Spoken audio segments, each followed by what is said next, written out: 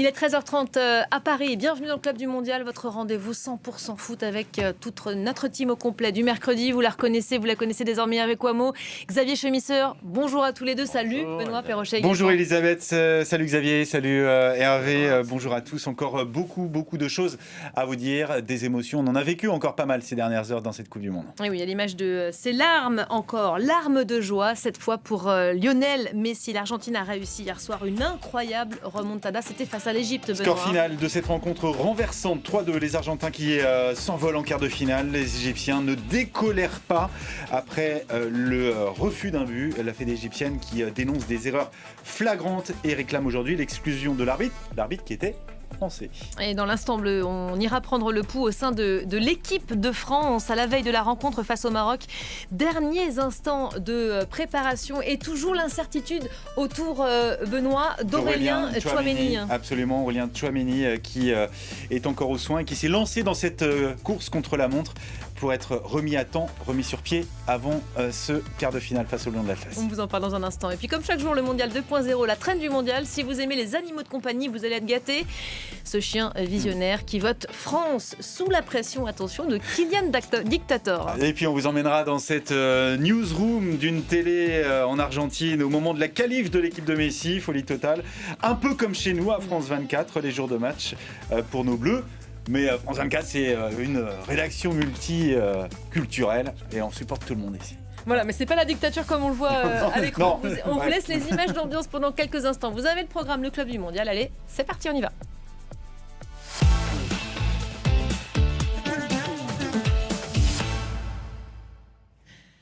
Allez, on commence tout de suite avec l'image du jour et l'émotion de Lionel Messi qui est allé au bout de lui-même hier soir face à l'Égypte, l'homme clé de cette fin de match.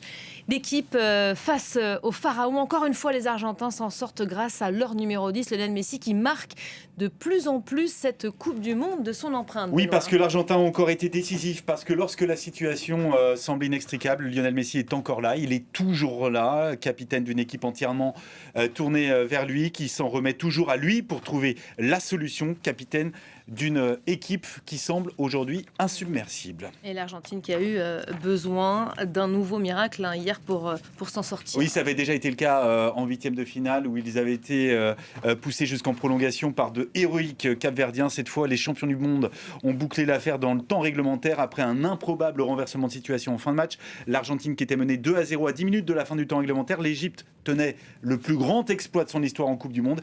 Et vous m'avez calmé d'ailleurs, parce que je vous envoyais des messages et vous me disiez attends, c'est pas fini. Oui. Et le personnage central, bah oui, parce qu'il y a Lionel Messi, voilà. Le personnage central de cette rencontre, de ce scénario complètement fou. Il y a eu son penalty détourné en première période. Le deuxième qu'il rate sur cette édition, un coup franc sur le poteau. Mais il y a eu ces fameuses 10 dernières minutes. Passeur décisif à la 79e pour Cristian Romero, le capitaine argentin, buteur 4 minutes plus tard pour revenir à 2 partout. Son 8e but du mondial, son 20e en Coupe du Monde. Et puis dans le temps additionnel, Enzo Fernandez pour le 3-2 et mettre fin aux espoirs des Égyptiens. L'euphorie côté argentin en tribune presse. Regardez, ça se passe de traduction. Otro centro más de Messi, va pasado. A ver que le pega Messi al arco.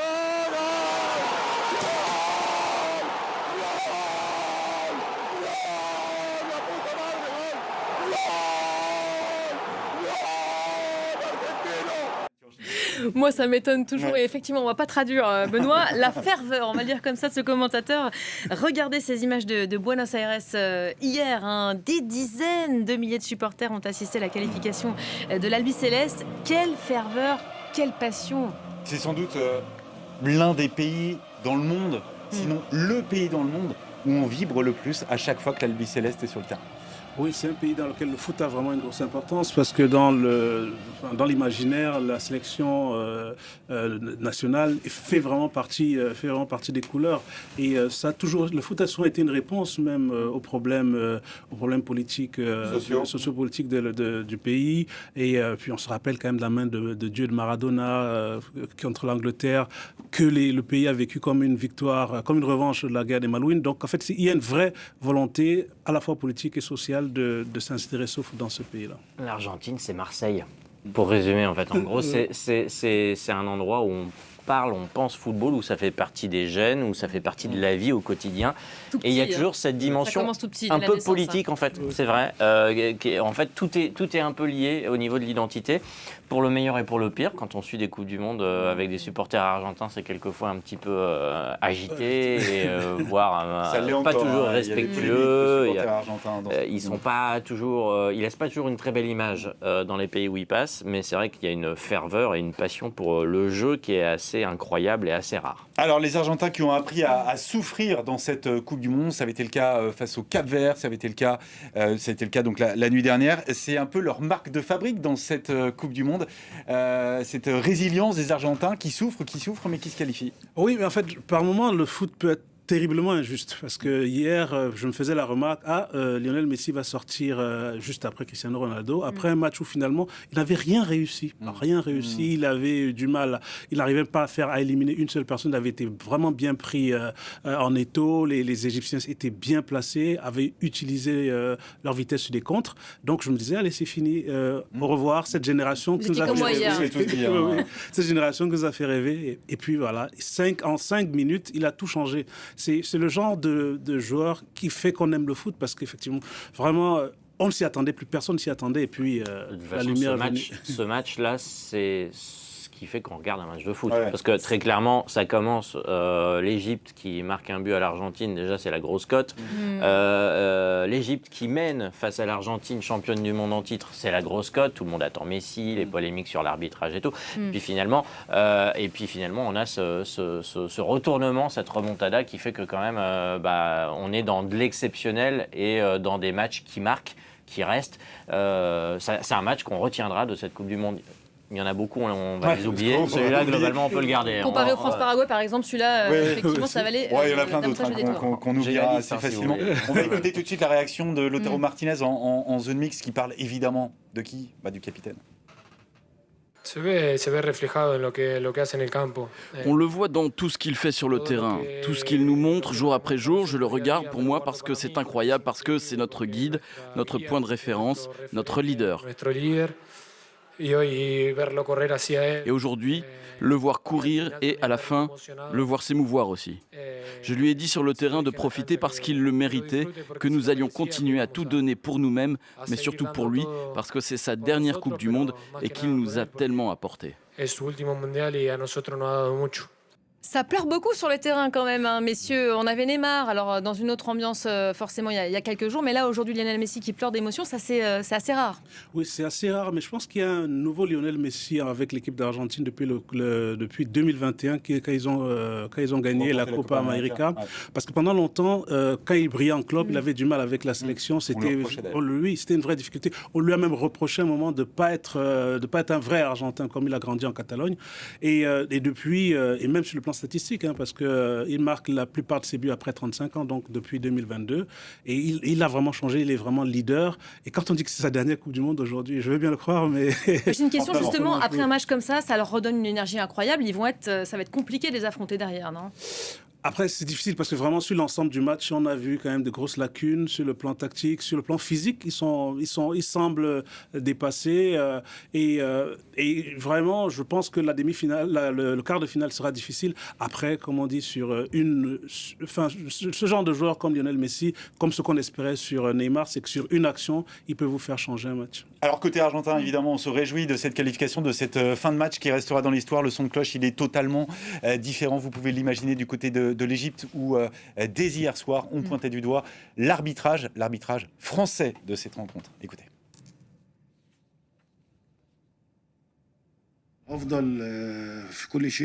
Il y a eu des éléments externes et internes qui ont influencé le résultat final de ce match.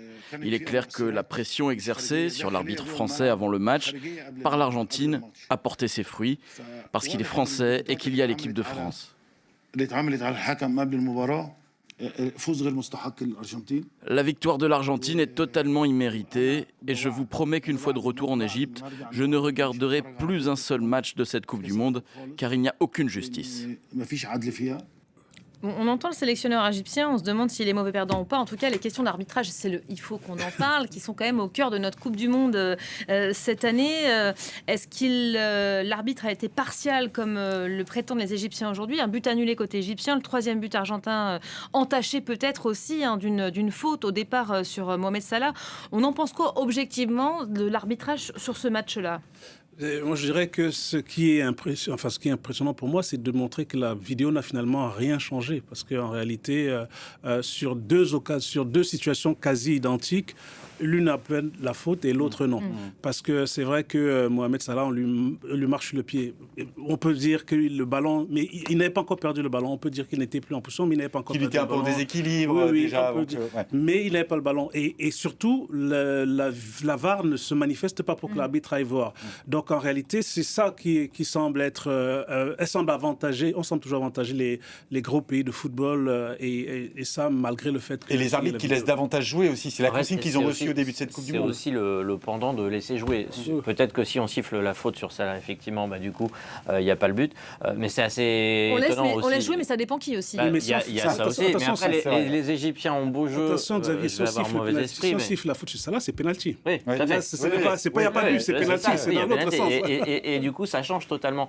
C'est juste que ça, c'est des trucs, c'est des game changers, comme on dit. C'est vraiment des moments clés. Et puis là, on est dans le moment où ça change totalement le match. Mais les Égyptiens qui se plaignent de l'arbitrage, c'est un peu l'hôpital qui se fout de la charité, parce que globalement, sur le continent africain, on en rigole, mais très sincèrement, à chaque match de l'Égypte, l'arbitrage est considéré comme un arbitrage maison face à une autre nation africaine. Oui, mais là, Xavier, c'est encore l'Argentine qui profite un peu. Et en fait, c'est là qu'on peut... c'est-à-dire que le problème, en fait, c'est que l'arbitre, normalement, il est censé rester plutôt discret. Un bon arbitre, c'est quelqu'un qu'on n'a pas remarqué, on va dire, et qui a participé au jeu. C'est un peu frustrant, mais ça fait partie du jeu. Là, en l'occurrence, depuis le début de la compétition, les polémiques, elles s'enchaînent, et c'est vrai qu'elles ont un point commun, c'est l'Argentine. Et c'est aussi étayé par des images où on voit Infantino en train de faire la fête et de se féliciter avec le président de la fédération argentine, dire qu'il a souffert contre le Cap-Vert derrière l'Argentine. Donc c'est quand même un faisceau de déclarations ou de faits qui font que, en fait, on crée une polémique. C'est un peu comme la polémique de l'arbitrage marocain à la CAN. C'est-à-dire qu'en fait, à un moment donné, c'est des petites polémiques qui montent. Comme on n'est pas capable de les dégonfler à un moment donné dans la compétition, elles grossissent, et finalement, oui, il y a peut-être un peu côté mauvais perdant, mais sur le fond, il y a aussi des arguments pour étayer cette discussion, cette polémique. On parle beaucoup de ce que j'entends là, beaucoup trop de l'arbitrage dans ce mondial. On est arrivé à une limite où on questionne tout le temps. On ne parle pas du VAR parce qu'il ne sert à rien sur cette Coupe du Monde, puisque finalement, le gars qui regarde la télé, en fait, il est payé pour venir à la Coupe du Monde, pour regarder les matchs, mais jamais alerter l'arbitre. Donc dans ces cas-là, en fait, là, c'est un plaidoyer pour la vision FIFA Michel Platini. Pas de VAR. Et pas de politique dans le football. Et finalement, c'est son adversaire Infantino qui, lui, a mis en place autre chose. Et là, sur cette Coupe du Monde, on en arrive quand même à des limites. On ne parle pas de VAR parce que le VAR a servi à rien sur cette Coupe du Monde. Et on parle de l'arbitrage parce que les décisions sont souvent contestables. Et souvent contestables dans certains cas qui sont déjà des sujets à polémique, des matchs possiblement apolémique. Et la fédé égyptienne, je le rappelle, demande l'exclusion de François Le Texier, l'arbitre français, donc qui officiait au sifflet pour ce match Argentine-Égypte jusqu'à la fin de la compétition. Et on va continuer à en parler des arbitres, parce qu'il y a 5 arbitres argentins qui ont été désignés pour le quart de finale entre la France et le Maroc. Ne portez pas la poisse, Benoît, merci. Au bout du suspense, la Suisse, elle, s'est qualifiée pour les quarts de finale en venant à bout de la Colombie au tir au but. Oui, c'est un stade que la Nati n'avait plus atteint en Coupe du Monde depuis 1954. La Suisse et la Colombie n'ont pas réussi à se départager dans le temps réglementaire. Pas de but au cours des 90 premières minutes. Pas de but non plus en prolongation. Il y a une tête sur la barre des Colombiens de John Lukumi. La Suisse qui a fini par valider sa place en quart à l'issue de la séance des tirs au but. Désillusion quand même, messieurs, côté colombien, parce que cette équipe-là, elle nous avait plutôt séduit depuis le début de cette Coupe du Monde. Il y avait du jeu, elle produisait du jeu. Mais c'est vrai que la Suisse, c'est une équipe très difficile à lire, très difficile à manœuvrer, notamment sur le plan défensif. Oui, c'est vrai que la Colombie nous avait habitués à faire de beaux matchs. Et je trouve que c'est une équipe qui était séduisante. Mais hier, elle n'a pas su trouver de solution. faut dire que cette équipe suisse, on n'en parle pas beaucoup parce qu'elle n'a pas encore eu un résultat face à un très grand pays, mais il commence à avoir une constance, quart de finaliste, 2 fois quart de finaliste de l'Euro, 8e de finaliste en 2022. Donc il y a une vraie habitude maintenant de ce niveau. Elle sait jouer, elle sait prendre, elle sait faire déjouer ses adversaires. Et hier, faire déjouer. En fait. Sa grande force, c'est pas forcément brillant, mais elle sait faire déjouer chacune des équipes qu'elle affronte, et ça, c'est quand même assez remarquable. Il ne reste en tout cas plus qu'une seule équipe sud-américaine dans le jeu, c'est l'Argentine. On vient d'en parler. La dernière fois que c'est arrivé, c'était en 2002. Ça remonte, c'est dire. Le Brésil qui, quelques jours plus tard, décrochait sa 5e étoile d'ailleurs. Est-ce qu'il n'y a pas, Xavier, une tendance là que le football sud-américain, dans sa globalité, n'est plus aussi fort qu'auparavant ? Si, une stat. En 2010... c'est pas moi, c'est Benoît qui m'en a parlé. En 2010, ils étaient 4 en quart de finale. Paraguay, Uruguay, Brésil, Argentine. 15 ans, 16 ans après, on est quasiment au niveau du naufrage.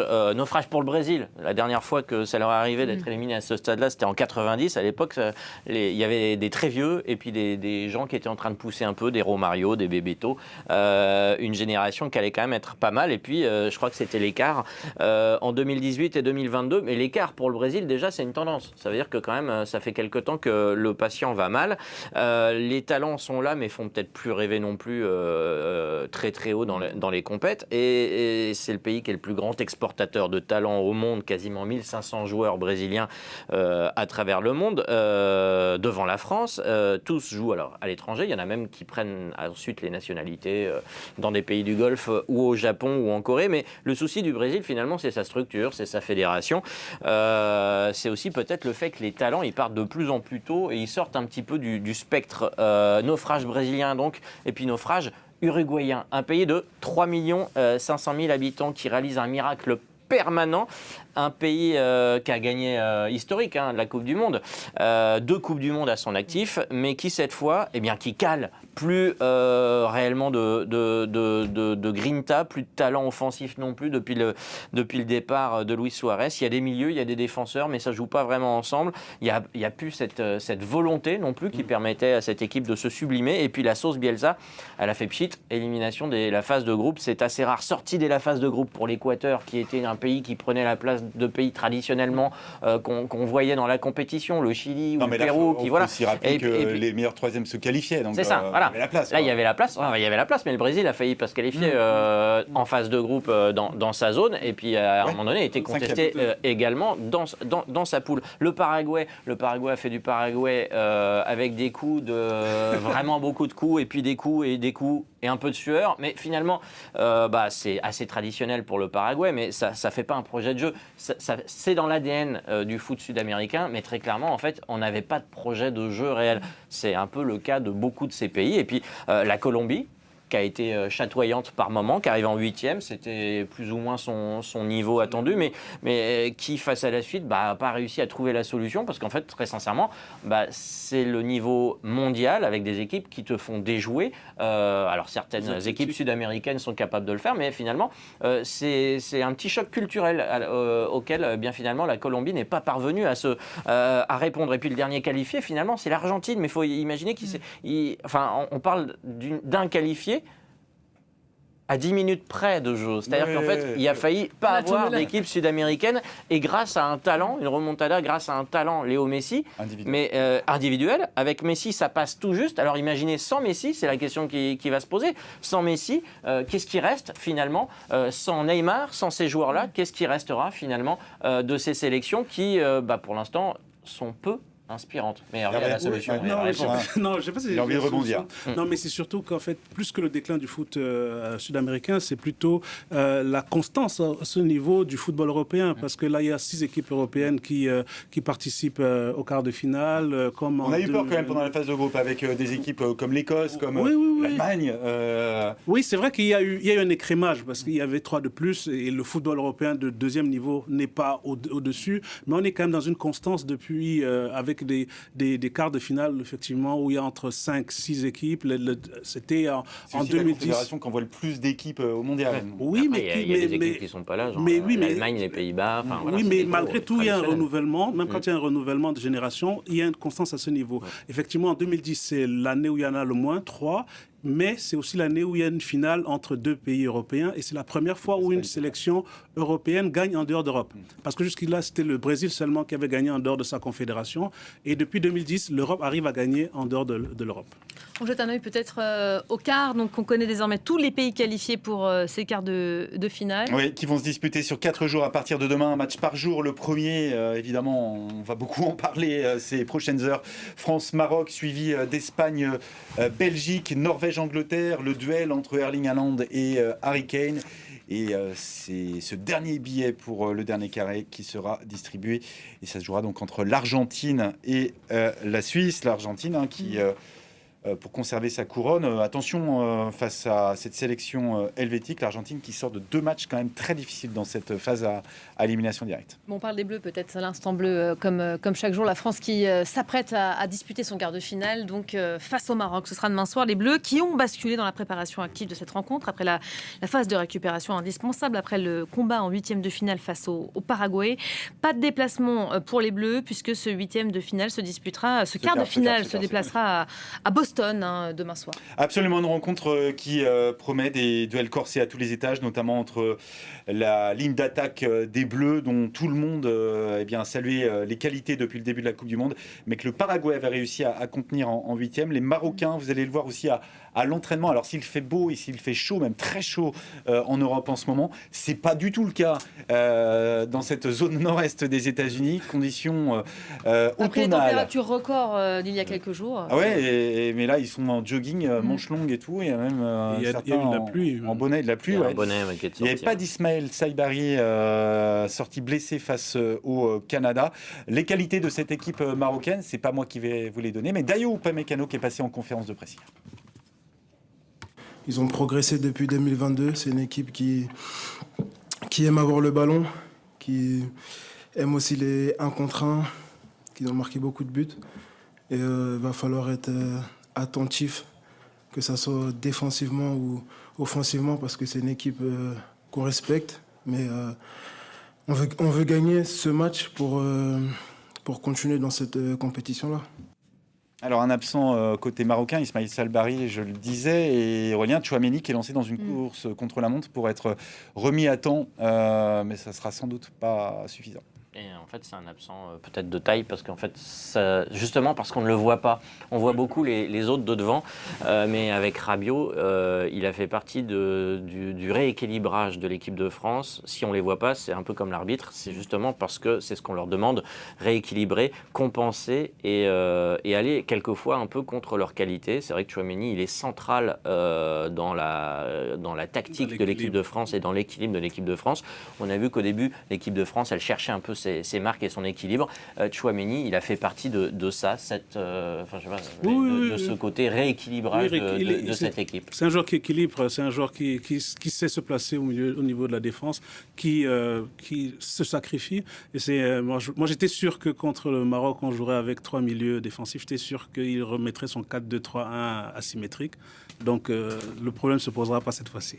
Voilà, et c'est un match, cette rencontre entre la France et le Maroc, un match que suivra depuis sa prison malheureusement Christophe Glaise, lui qui peut suivre tout de même ces matchs du mondial, qui est emprisonné depuis maintenant plus d'1 an en Algérie pour apologie du terrorisme, notre confrère de SoFoot. Évidemment, on a une pensée pour lui comme chaque jour.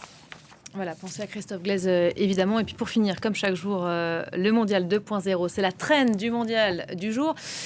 Alors, on va vous emmener dans une newsroom d'une télé argentine. On fera le parallèle dans quelques instants avec France 24, forcément. Mais d'abord, si vous aimez les animaux de compagnie, messieurs, je vous propose un médor qui, moi, me plaît beaucoup.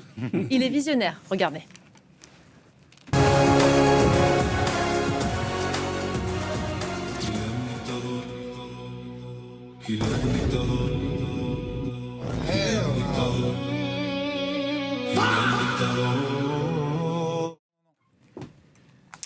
Voilà. La newsroom maintenant. La newsroom, mais là, il faut expliquer, parce que maintenant c'est connu, même les Bleus le reprennent, mais c'est Kylian Dictator, donc sous la dictature de Kylian Mbappé, le Chirvote France, mais on n'aurait rien changé. Et on enchaîne avec la newsroom argentine, regardez. Les croquettes côté marocain.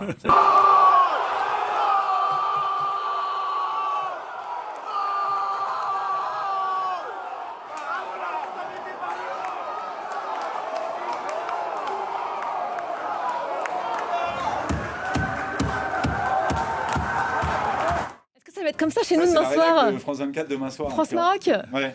Non. Vous allez voir. Ah bah, Ouais, j'en c'est ai vrai fait que- moi des matchs ici. Je peux vous dire que Ouais, l'ambiance c'est- c'est vrai elle que est assez extraordinaire. c'est- On aime c'est- bien. Moi j'aime c'est bien. le moment du penalty de la finale de la CAN était aussi pas Incroyable. mal ici. Il dans était cette là, rédaction. on On était fait là tout le nombre de ensemble. nationalités, on vous Ouais. explique si vous ne compreniez pas, mais je peux vous dire qu'il y a les amis qui sont ennemis le soir de la, Oui, de la absolument. rencontre. Non, il y a des Français, il y a des Marocains, tout le monde reste bon copain, mais c'est vrai que pour le coup, c'est un match à enjeu. J'aime bien, c'est la vision pacifiste de Xavier Chemisseur.